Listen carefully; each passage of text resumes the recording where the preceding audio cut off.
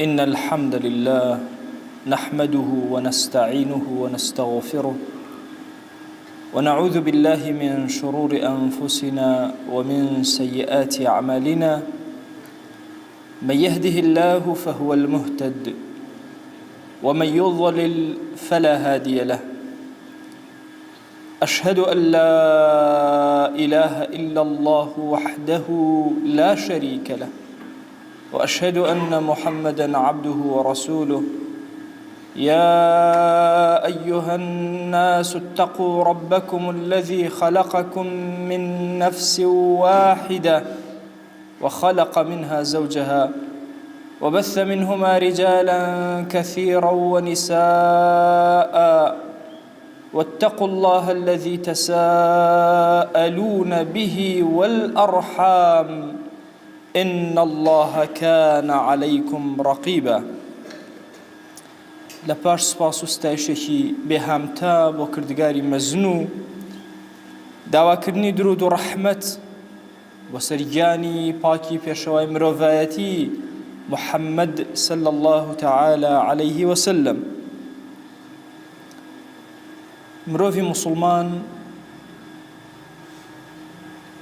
لە زەمەنی فتنەکانە کە پەنا ئەباتە بەر قورئان و لە خزمەتیادا ئەنیشێ، ئەبینێ لە هەموو بوار و کایەکانی دین و ژینیە پەیامی هەیە، یاسای هەیە، دەستوری هەیە. یەکێک لە ئاەتە پیرۆزەکانی قورئانی پیرۆز ئەفەرمێ: إن الذين قالوا ربنا الله ثم استقاموا تتنزل عليهم الملائكة ألا تخافوا ولا تحزنوا. ئەو کەسانەی کە ئەڵێن ئیمانمان هەیە و ئیستیقامە لە کاریانە دیارە، لەسەر وشەی خواناسی بەردەوامن، خواناسی شیعاریانە، منهەجیانە، دین و ژینیان لەسەر ئەو وشەیە پێکێناوە. لە کاتی سەرەمەرگە ڕەب العالەمین مەلائیکە ئەنێرێ بۆیان، هێمنیان ئەکاتەوە، هادیئیان ئەکاتەوە، مەترسن، غەمبار مەبن، موژدەی بەهەشتیان ئەداتێ پێش ئەوەی ڕۆحیان دەربچێ.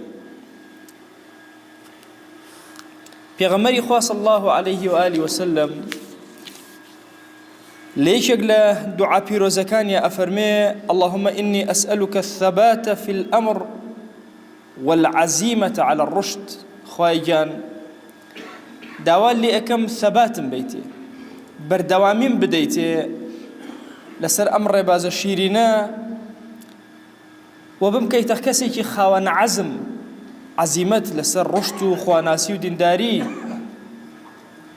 ئینسانی موسڵمان هەتا ئیلتیزامی بە شەریعەتەوە زۆرتر بێ، کەمتر دەست ئەبا بۆ ڕوخسەتەکانی خوا، دەست ئەبا بۆ عەزیمەتەکان. لە زۆر بابەتی فیقهیە جاری وا هەیە ڕەب العالەمین ڕوخسەتت ئەداتێ، بەڵام پێت ئەڵێ عەزیمەتیان ئەمەیە، ئەمەیان باشترە، مەجالیشت ئەداتێ. ئەلەم کاتانە ئەو کەسەی کەوا ئیستیقامەی هەیە، بەهێزە لەسەر دینەکەی، تون دینەکەی گرتو و ئیلتیزامی بەهێزە، ئەچێشتە عەزیمەتەکان ئەکا و ڕوخسەتەکان ناکات. حەسەنی بەسری تابعی گەورە ئەفەرمێ: کورە ئاگاتان لێبێ دینداری مانگ و دوو مانگ نییە ها. ئەفەرمێ: والله ما المؤمن بالذين يعمل الشهر أو الشهرين أو السنة أو السنتين. بەخوا مؤمنی حەقیقی ئەو کەسە نییە مانگیە دوو مانگ خواناسی ئەکا، ساڵێ دوو ساڵ ئەیکا. لا واللهی ئەوە نییە. خوا جەلە جەلالوه ئەفەرمێ حەسەنی بەسری زەمەنی دانەناوە بە هیچ شێوازێک بۆ عیبادەت، تەنها یەک ئەجەلی بۆ داناوە، ئەویش مردنە، کە ئەفەرمێ: وعبد ربك حتى يأتيك اليقين. عبدایەتی پەروەردگار کە بە تون و تۆڵی، بە معنای عبدایەتی هەتا ئەو لەحزەیە کە ئەمری و کۆتایی پێ. ئێمە نازانین بەرەو کوێ ئەڕۆین. جاران خەڵکی سیاسی تەحلیلی ئەکرد بۆ ساڵێکی تر عیبی نەبوو، ئێستا تەحلیلی بەیانی پێ ناکرێ، 2 سەعاتی تری پێ ناکرێ. ئەگەر کەسێک زۆر سیاسێکی عیملاق بێ باسی سەعات و 2 سەعاتی لەگەڵا ئەکرێ ئەگەر نا پێشچاوی خۆی هەر نابینێ. عامەتی خەڵکیش کەوتوێنتە ناو زەمانێکی فتنەی وەهاوە، خۆشمان نازانین سبەینە چی ڕوو ئەدا، چی ئەگوزەرێ، ئەم وڵاتە بەرەو کوێ ئەڕوا، وڵاتێکی تر بەرەو کوێ ئەڕوا، خەریتەی کام وڵات ئەسڕێتەوە، کام میلەت قوڕ بەسەر ئەکرێ. کافری جیهان شەیاطینی ئینس و جین ئەمڕۆ هەموو کۆبوونەتەوە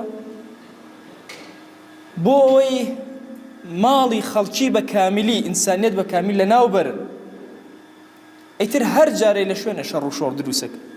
بەڵام ڕەحمی خوا ئەوهایە كلما أوقدوا نارا للحرب أطفأها الله. هەر کاتێ یەهود ئاگری جەنگێ لە شوێنەکە و دروستەکە خوا خۆی ئەیکوژێنێتەوە. گەنا دنیا ئینسانیەت لەناو ئەبن. عقلی ئەمڕۆ عەلمانی عقلێکی زۆر بچووکە لە جیهانە، عەولەمەی جیهانگیری عقلێکی زۆر بچووکی هەیە، تەنها خۆی ئەخوێنێتەوە. ئەگەر تۆ بیتە کۆیلەی قبوڵت ئەکا، سەری ئازادی بەرزکەیتەوە، پانت ئەکاتەوە، ئەتکوژێ. دەی لەناو ئەم زەمەنی فتنە کە تۆ گوزەر ئەەکەی ئەبێت چی بکەی؟ پێغەمبەری خوا صلی الله عليه وسلم بەرنامەی بۆ داڕێژاوی ئەفەرمێ بادروا بالأعمال فتنا كقطع الليل المظلم. پەلەکەن لە کردەوەکانتانە، زوو کردەوەکان جێبەجێکەن، ئەعمالی صالحەی زۆر بکە، چونکە بەرەو فتنێک ئەڕۆیت وەکو شەوی تاریک ئاوهایە. بەخوا فتنێک ڕووتانتی ئەکای ئومەت، يصبح الرجل مؤمنا ويمسي كافرا. مسلمان و ئیماندار بەرەبەیان ئەکاتەوە بە ئیمانەوە، ئێوارەی لێ بێتەوە بە کافری، ئێوارە ئیماندار و بەیانی لێ ئەبێتەوە شەو کافر بووە. بۆچی؟ يبيع دينه بعرض من الدنيا. أو دين الجواني خوي أفروشي بتوزن للدنيا كالائكي بالرزي دنيا. أو إيمين لم زمنا كدين داريتيا سخت قرز بو هرچی كنال أبيني لم سرزويا إيشكا كعلم كنال تنها كنال الراقاندن نية الذهن، كنال تحزب، كنالات سياسة، كنال إعلام، همو بواركا، كنال اقتصاد، همو كاركا لسر توي مسلمان. هر يكيان صفتي لا صفاتك يعني إيماني تو لا أبن، عملك كزد أكن تيايا، مشغولد أكن. أما فتنة كانك وكو شبي زور تاريكي أنقوز تشاو أو هايا كتو فرياي خودك ويبيع أعمال كانوا بلكي لكرده وكانت.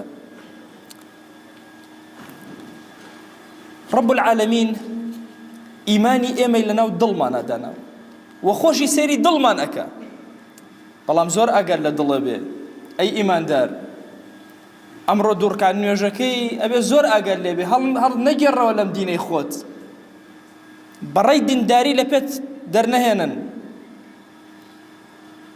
أفرمي إمام أحمد وإمام الطبراني الروايات يكمل ونقل كان أفرمي قلبي بني آدم زور زياتر تقلباتي بسرايا أشد انقلابا، زور زياتر زوزو قرانكاري بسرايا بأندازي آوكي كلاو ئایا بێنە پێش شاوی خۆت کوڵاوە بنەوەیەتە سەرەوە سەرەوەی ئەچێتە خوارەوە بەم شێوازە بەردەوام. ئەفەرمێ بەو شێوازەش دڵ ئەوە ئاڵوگۆڕی سەریعی بەسەرایە، ئەبێ زۆر هوشیاری دڵت بی. بۆیە پێغەمبەری خوا صلی الله عليه وآله وسلم لە دوعاکانی ئەیفەرموو یا مصرف القلوب صرف قلبي على طاعتك. لە ڕوایەتێکە صرف قلبي على دينك هو مقلب قلوب. أي أو كسيد دلا كان آلو غور بي أكي دلي من ثابت كلسر دين داري وخواناسي لسر طاعتم. للروايات كتيرة سلمة ومن أجرته أي فرمو يا مقلب القلوب ثبت قلبي على طاعتك، ثبت قلبي على دينك. أي أو كسي غوران كاري بسر دلا كان أهني دلي من ثابت كلسر خواناسي وطاعات. لهر زمانك بشوازك لشوازك كان فتنة روتيك. احتمال الزمن بيته بيشه ولا شت عزيز بدري لسر دين داري وخواناسي. أما أندلس من لبير ناتشته لما يجوا أمتي إسلامية من على مسلمان كان إنه أندلسيش يا سوتينران يا كجران. إسبانيا أمره 800 سال حكم إسلامي تياكره. السجن من أرامز وتكان من لبيه ببيه بانك ماونته. مسيحيتي جهاني كاتك هيرشان كرده أوي مناڵێکی بچووکی ساوەشیان نەهێشتەوە. ئەزان دەلیلیان چی بۆ دۆزینەوەی موسڵمان؟ ئەگەڕان بەناو ماڵەکانە چ ماڵێ حەمامی هەبووە حەمام پاک و خاوێنی خۆی ڕابگرتە ئەیانزانیەوە موسڵمانە تابوتی مەرگیان دروست کرد و تابوتێکی پڕ لە ئاسن و ئەیاندا بە یەکە کەسەکە لە ناوی ئەیان کوشت. عەزەتی زۆری خەڵکی موسڵمان بووە. لە هیندستان ملیۆنان موسڵمان سووتێنران، شەهید کران لە هەموو جیهانی ئیسلامیە، هەر جارەی بە ناوێکەوە بە نەوعێک ئەیانەوەی دینداری تۆ بسڕنەوە. ئێمە هەر لە سەرەتای پەیامی دینداریەوە عەزەتی جەستەت دراوە. سەیدنا ئەبوبەکر کاتێککە خوتبەیدا مناڵی قوڕەیشیان هەموو لێ کردەوە کۆ کردەوە لێ و نەعەلبارانیان کرد. بیلالی حەبەشی، خەبابی کوڕی ئەرەت، هەمومان داستانی بیلالی حەبەشی ئەزانین. ئەی داستانی خەبابی کوڕی ئەرەت لە پێشچاوت نییە کە ئیمامی عومەر جارێک فەرمووی توا خەباب پشتمان پیشان بدە. ئەفەرمێت کە پشتی پیشاندا هەموو ئەسحاب ئازار بە دڵیان گەیشت. بۆ پشتە وای لێ هاتووە. تی وەڵاهی پشکۆیەکی زۆریان کۆ کردەوە، منیان خستە پشتمیان خستە سەر ئەو پشکۆیە، ئاگام لێ بوو بە قرچە قرچ و ڕۆناوی پشتی من ئەو پشکۆیانە هەمووی کوژانەوە، ئەو خەڵوزە کوژایەوە. ئەصحابی ڕەسوول الله صلی الله عليه و آله وسلم زۆر زەحمەتیان بینیوە. زوبەیری کوڕی عەوام مەگەر نەکرایە ناو حەسیرە و مامی حەسیرەکەی لول نەدا و ئاگری تێبەردا خەریوە بخنکێ. بۆ فەڕوەی کوڕی عەمر کاتێک کە ئیمانی هێنا کە لە غەزوەی مؤتا بینی، گەورەیەک بوو لە گەورەکانی ڕۆم، بینی 3000 هاوڵی پێغەمبەری خوا صلی الله عليه وسلم بەسەر 200,000 ڕۆمیا زاڵ بوو. ئیمانی هێنا وتی شتیوە لەسەر زەویا ڕوونادا ئەگەر دەست و قودرەتی ئیلاهی نەبێ. هێنایان زۆریان هەوڵ لەگەڵدا پەشیمان بێتەوە، پەشیمان نەبوو. وتیان ئەتکوژین. ئەیان خستە ناو ئاوە لە فەڵەستین، ئاوی عەفرا و دەریان هێنایەوە حتا وەکو ڕۆحی دەرچوو. زەنیرە هاوڵی پێغەمبەری خوا صلی الله عليه وسلم ئەوەندەیان لێدا و عەزیەتیاندا و گەرمایان نزیک چاوی خستەوە، هەردوو چاوی کوێر بوو. وتیانەوە تا لات کوێری کرد، لات و عوزا کوێری کرد. فەرمووی لا واللهی قەسەم بەخوا لات و عوزا هیچی بەدەست نییە، ئەگەر خوا خۆی مەشیئەتی هەبێ وەلەو شاء الله لەڕەدە عەلەیە بەصەری. ئەفەرمێ لەو کاتە ڕەب العالەمین چاوەکانی بۆ گێڕایەوە. زۆری تر لە هاوڵانی پێغەمبەری خوا صلی الله عليه وسلم و لە ئومەتی ئیسلامی بە درێژایی مێژوو عەزیەت دراوە. ئێمەش لەوە بە دوور نین. تەسەوور کە ئەمڕۆ عەزیەتی فکریمان ئەدرێ، سبەی عەزیەتی جەسەدی دەدرێ. کەسی موسڵمان ئەبێ زۆر خۆڕاگر بێ لەسەر خواناسی و تاعەت و دینداریەکەی. ئێمە لە زەمانێکین ئەنواع جۆری فتن لە هەموو لایەکەوە هێرشمان بووەکە. کەسی موسڵمان زۆر ڕاوەستا و سەلیم و ساغە، ناکەوێ بەم دیو بۆ دیوە، هەر هەوایەکە شوێنی ناکەوێ، بەرنامەی خۆی هەیە. ئەهلی مزگەوت چاوەڕۆشنن، شوێن هەموو دەجالێکی سەرزەوی ناکەون، چاوەکەنەوە، درۆکان و ڕاستەکان تێئەگەن. ئەبینی لەم زەمەنا هەندێک خۆشەویستمان لەدەست ئەڕوا جاری وا هەیە، پێویستی بە سەبر و ثەبات هەیە لەسەر دینەکەت. جاری وا عەزیزێکت ئەڕوا خەریکە بێدینە بی، خۆڕاگر بە لەسەر خواناسی خۆت. هەنە جار فتنەی ماڵ ڕووتی ئەکا لە کەمی لە زۆری. تەسەور نەکەن بڵێن وەڵا ئەو کەسەی ماڵی کەم بێت لە فتنایە، وەڵا ماڵیش زۆر بێ هەر لە فتنای. ئەمە فتنن. جاری وایە خێزانەکەت، مناڵەکان، جاری وایە زاڵمێک لەو ئەچێ لە زەمەنی ئێمە خوازانە دەجال بێ، لەو ئەچێ فتنەی دەجال ڕۆمانتیەکە. ئەنواع جۆری فتن دەورەی داوین، جاری وایە بە نەخۆشی تاقیەکرێتەوە. فتنەیە لە هەموو ئەم فتنانە خۆڕاگری تۆ لەسەر دینداری، لەسەر خواناسیت، لەسەر تاعەتت، لەسەر نوێژی جەماعەتت، لەسەر ئیلتیزامە بە دینەوە، لەسەر شوێن کەوتەیی پێغەمبەری خوا صلی الله عليه وسلم. ئەمە گرنگە لە حیاتی ئێمە موسڵمانە. هۆش و زیهن و دڵی ئێمە لەگەڵ دینمانایە. ڕەحمەتی خوا لە غەزالی بێ ئەفەرمێ کەسی وا هەیە لە مزگەوتە نوێژەکە بەس دڵی لە بازاڕە، کەسی وا هەیە لە بازاڕە کاسپیەکە دڵی لە مزگەوتە. بۆ یەکێک لەوانەیە لە ڕۆژی قیامەتە لەژێر سێبەری عەرشی خوایە حەشرەکرێ رەجل قەلبه معلق بالمەساجد، دڵی لەناو مزگەوتە، لەناو بازاڕای، لە هەر شوێنەکەی، لەناو ماڵ و مناڵی دڵ لەگەڵ دین تابێ. هەر پێگەیەکت هەیە، هەر مەسئولیەتێکت هەیە، مەسئولیەتێکی وردەی مناڵی خۆت هەیە، هەتا هەر مەسئولیەتێکی ژیان دەسەڵات ئاگاد لە خواناسی و دینداری دبێ. هەواکانی زەمانە شنەبا و ڕەشەباکانی ئەم زەمانە فتەن کە هێرشت بۆ هێنێتوە نەگۆڕێ، ثابت بە لەسەر خواناسی و دینداری و تاعەتی خۆت. زۆرن ئەو هۆکارانەی کە ئێمە زۆر ثابت ئەکەن. باشترین هۆکارێک کە تۆ ثابت کە لەسەر دینداریت بریتێ لە قورئان. رب العالمین خۆی بە پێغەمبەری خوا صلی الله عليه وآله وسلم ئەفەرمێ كذلك لنثبت به فؤادك ورتلناه ترتيلا. ئێمە بەهۆی قورئانەوە کە بەش ئەهاتە خوارەوە تەثبیتی دڵی خۆمان کرد، دڵی تۆمان دامەزران. ئەی محەممەد، ئەی پێغەمبەری خوا صلی الله عليه وآله وسلم، لە خزمەتبوونی قورئان گەنجە بەڕێزەکان، پیری بەڕێز، مەڵێ توانام نییە. ئەگەر یەک حرف لە قورئان فێر ببی تۆ بزانە لە سەرکەوتنێکی زۆر گەورە. بەرەکەتی کەلیمەیەکی قورئان بەشی گوندێک، شارێک، هەرێمێک ئەکات. باشترین شتێک حەبلێک کە لە ئاسمانەوە هاتبێ و هیچ گۆڕانکاری و لە هەموو فیتەن پارێزراوی پێی حەبلی قورئانە دەستی پێوە بگری. خوێندنەوەی دیراسەکردنی لە خزمەتی تەفسیرە، جوان خوێندنەوەی تەجوید خوێندن واجبی شەرعی سەرشانی ئێمەیە. گەنجە بەڕێزەکان، معقول نییە لە هەشتاکانە گەنجی ئێمە قورئانی باشتر زانی بێت تا ئێستا، جوانتر لە خزمەتی قورئانەوە بێت تا ئێستا. ئەم ئالەتانەی کە دروست بوون فەوائیدی زۆرە، زەرێکی زۆرە. لای هیچ مامۆسایەکیش نەتخوێن ئەم ئالەتەی دەست، ئەم مۆبایلەی کە پێتە، ئەم ئەنتەرنێتەی کە بۆتە خزمەتکاری تۆ، نەک تۆ بیتە خزمەتکاری ئەو، ئەتوانی خزمەتی قورئانی پێ بکەی، ئەتوانی گوێ لە قورئان بگری. دەیان مامۆسای گەورە لە خزمەتیان نابی شەو و ڕۆژ، هەتا وەکو خوای گەورە دەروی خێرمان لێ ئەکات و تەثبیتمان ئەکات لەسەر دینەک. دووهەمین لەوانە ئیلتیزامێکی بەهێز و عەمەلی صالح. هەموو عەمەلێکی صالح لە هەر سوچێکە لە شوێنەکە فریا کەوتی عەمەلی صالحی خۆت جێبەجێک. نەکەی تەخیرکەی کردەوە صالحەکانت. زەمن زۆر سەریع ڕۆ و فیتەنیش زۆر سەریع دێ. باشترین کەسێ بۆی پارێزراوە بێ لە فتنەکان ئەو کەسەیەکەوە ئەعمالی صالحی زیاترە، جۆری ئەعمال. ئەگەر گیرای لە سجنا بوو لە ژوورێکی ئینفرادیە ذیکرەکانت بخوێن، لە دەستە جەمعا بووی دەعوە و بانگەواز و خزمەتکاری بکە، لەناو کۆمەڵگا و کار و کەسابەتا بووی ئاگات لە خواناسی و دینداری و عەمەلی صالح و ئیتقانت بێ. کەسی موسڵمان یەک لەحزە لە کاری خێر نابێ بوەستێ. بەیانیت کردەوە تۆ بێ لە بیری خەیرابی کارە خێرەکانت هەتاوەکو هەموو کاتەکانت سەرفەکەی. خزمەتی ماڵ و مناڵت ئەەکەی عینەن بەنیەتی خەیرە و بەنیەتی عەمەلی صالحەوە جێبەجێکە.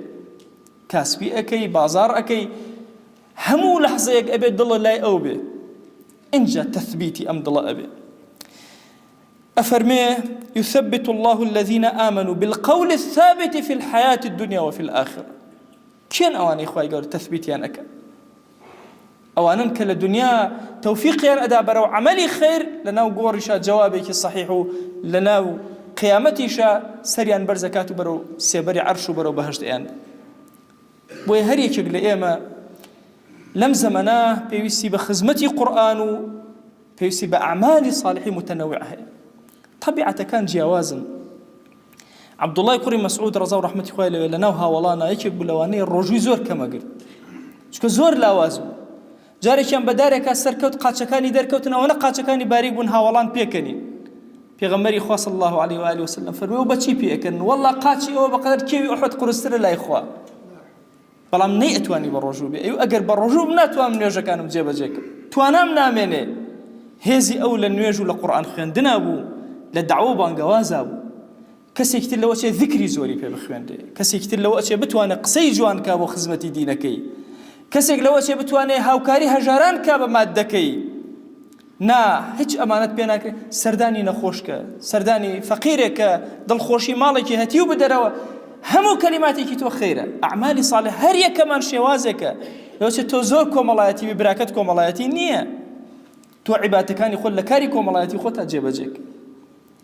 بو يتنوعي اعمالكان جورجوري اعمالكان بو اويك توي مسلمان هميشه لناو كرد وصالح كانت التزامت بها كرد به تندو طولبي ألم زمني فتنة وفسادا والله أجر فريق خما نكوينو تندز نقرن بدينة كمان ويا يحيى خذ الكتاب بقوة بهيز نبي نقل خوانا سيمانا هواي فتنة أمان با ضلمان أقوري ونزاني أمد الله الأمانة وأن تزل قدم بعد ثبوتها جاري وهي بيك تواو سقام جيرب واستوى لدواء وبيه هل أخلصك ولا ريلا أدا بوي إما إيمان دار لهمو كات الزياتر أمرو بيسمان بوي ضلمان هميشه لقل خواه بي خياله كانت لقل خواه ناسيا بي خيالي دنيوي ليك الرئي لخياله كانت كاري خيري قوربك هموي بأجر وتنسري والالتزام خيالي تو كسايتي تويا وبزاني شيء أكي همو لحظة أكو غزالية فرمي بيانات كردوا لبيري بروجة خيري كان يخوتها بها تاوكو لحظة سر أنيتو كسري شنايا برنامج بيانات دار رجابي نوكو بمري بوي بود بنسري وبدوام بدواتابي خواه جان خود أزاني إما لزمن أكي فتني زور قوران يا إلهي هاناي الزليلي خومن بوتو برزكين ودلمان ثابت كالسر دينكت يا رب العالمين خواه التزام من بم دينة وزياترك يا أكرم الأكرمين خواه بمان جرى لو عبدانيك وروح دليان في داكاري دينكيتو أكن يا أكرم الأكرمين يا ربي خواه داوالي أكن بناوي جواند بصفتي برزة باسمي عظمت كرمي خود بسرمانا ببارينا عفو عافيتي خود بسرمانا ببارينا خواه چون دل خوشت كردين آوا باراني رحمتي بو ناردين يا إلهي آوا باراني رحمتي إيمان بسرمانا ببارينا يا إلهي داوال لي أكين برحمتو كرمي خود قرفتكاني دنيا ما نشار سركا تو قوري خود خواه مشغول من مكة بدنيا ما نو يا رب العالمين خواه أوان ده حلال ما بدنا محتاجي حرام من مكة يا رب العالمين يا ربي خواه داوال لي أكين بناوي جواند وصفتي برزة باسمي عظمت رزقي حلالي باكي زور من بدر يا رب العالمين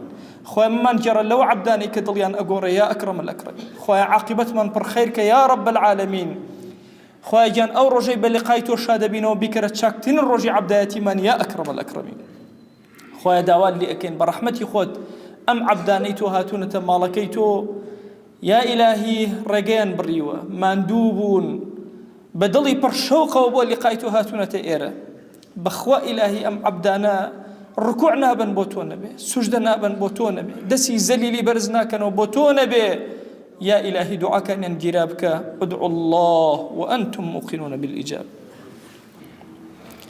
الحمد لله رب العالمين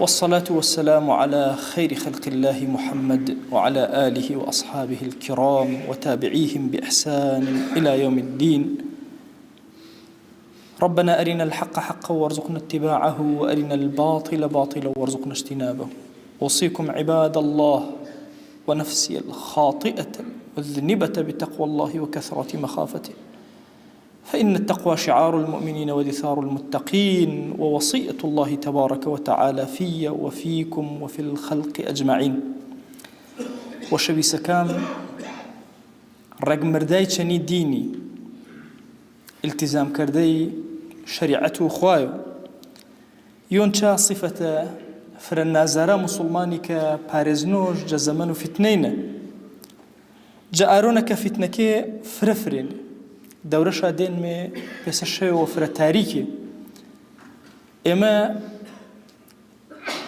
جاگر كاتكا زياتر هرمانا ما كوتينا آني شونو آس سبباري جيل ميكا ثابتة ما كرسلو دي مردنا ما واستقامة ما سلو دين خزمتانا تنها دويجة سببكا وهكاركا باس كرو كأميد كرو إيد وشيومات شنبا فرب ثابتي سلو ديني منمي تنسر الدين داري خوانا سيما ومن يكمشا دعوة كردي وبانقواز كردي وفرمان كردي بخاصة إن هرمان فرق ورين حتى وكو خلقي مسلمان كسي مسلمان إن شد سنبو جدين دارين فرس أغبر مشو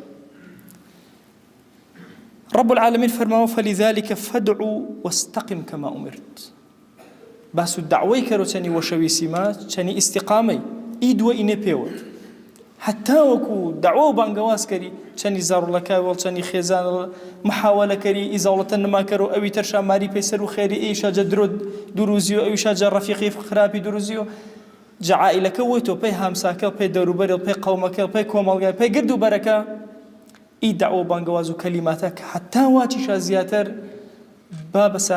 هوكارو أنا وسببو أنا يكا توي مسلمان زياتر ثابت بسرو دينكيتو ويقرتر بي دوامشا دايما رفيقي خاساكر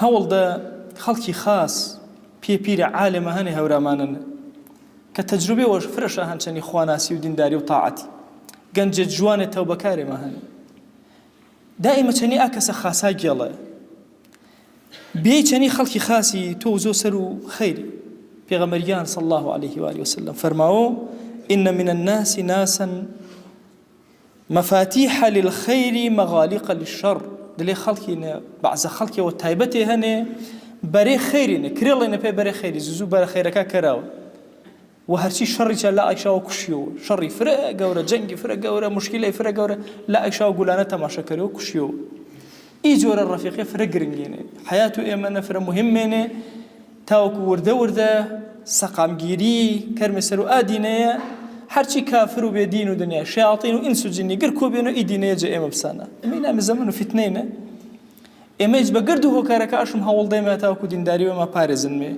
که اینه چه هرمانه و نا قرسیشن آرو زحمتیشن آرو والله حج کاتنی انه آروی زحمت بک زالک الپروردک دلی ای گرد و فتنه و فساده نه تو پیسه تاتی و خاصی دستل گرته و سرشار و پارز نبود فرز زحمته يا گنجی و جوان چنی وش پارزنو چی دل گردو زحمت و محنت و آرونو ایگردو فتنان ورو آنی دعوو بانگوازو دزگرتی خلقی خاصی و بیایی چنی خلقی خاصی بو بخیر و برکت پیل خواه گوره کاری کرو که تو پارزریا کرو و استقامه بو پنسر و دین و خواناسی و دینداری خواه دعوا و نکرمی برحمت و بزیوال ثابتی ما کرسر و ایدینیتا مرزنا ما رسل و ایدینیتا یا اکرم الاکرم وأوصيكم أيضا بالصلاة والسلام على رسول الله حيث أمرنا الله تبارك وتعالى في محكم تنزيله قائلا إن الله وملائكته يصلون على النبي يا أيها الذين آمنوا صلوا عليه وسلموا تسليما اللهم صل على سيدنا محمد وعلى آل سيدنا محمد وبارك على سيدنا محمد وعلى آل سيدنا محمد كما صليت وباركت على إبراهيم وعلى آل إبراهيم إنك حميد مجيد اللهم اغفر للمؤمنين والمؤمنات وللمسلمين والمسلمات ولمن أنشأ هذا المكان اللهم أعز الإسلام والمسلمين وأهلك الكفرة والملحدين اللهم انصر من نصر الدين واخذل يا رب من خذل الإسلام والمسلمين اللهم آت نفوسنا تقواها فزكها أنت خير من زكاها أنت وليها ومولاها آمين آمين والحمد لله رب العالمين أقم الصلاة يرحمك الله